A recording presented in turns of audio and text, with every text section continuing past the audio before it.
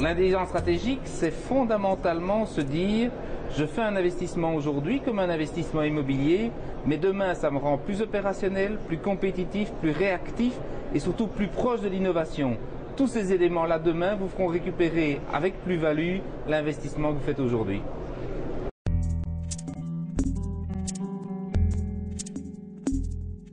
L'agence de simulation économique a mis au point un véritable programme d'intelligence stratégique qui a consisté d'abord à pouvoir formuler une méthodologie qui finalement est appuyée ou s'appuie sur trois piliers principaux. D'une part, la veille active en matière d'information, d'autre part, une approche plus protectrice, plus défensive de l'information, et enfin, tout ce qu'on appelle justement ou injustement le lobbying, l'influence.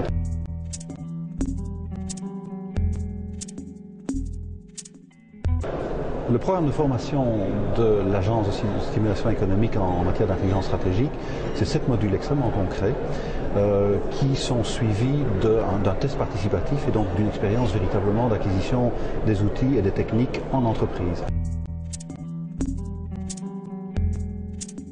Le centre de ressources tel que nous l'avons conçu est composé d'abord d'expertise humaine, des gens qui ont été formés à toutes ces techniques-là et qui connaissent les besoins des entreprises.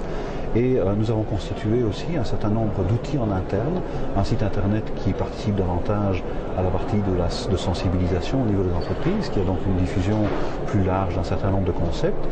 Nous avons vraiment, je dirais, rassemblé l'ensemble des questions qui peuvent se poser au niveau d'entreprise sous forme de fiches extrêmement pratiques et qui vont pouvoir être consultées par les entreprises qui vont participer à la formation générale et qui auront là-bas systématiquement une référence en matière d'outils répondant de manière extrêmement pratique aux questions quotidiennes qu'elles peuvent se poser.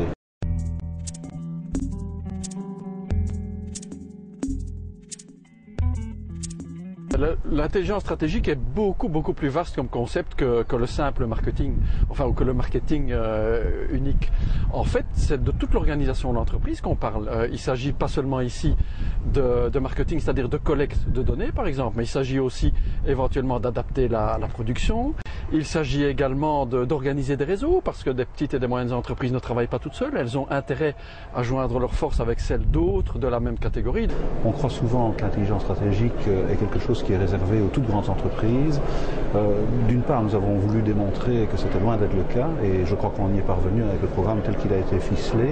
C'est d'abord de se dire j'ai un certain nombre d'éléments, l'innovation, les nouveaux modes de communication, la manière plus générale de fonctionner ensemble, et cela, ça doit m'obliger de manière conceptuelle à me dire où suis-je comme PME. Et ça, c'est fondamental, c'est de se dire chaque fois qu'il y a un élément qui bouge, eh bien moi aussi je dois bouger.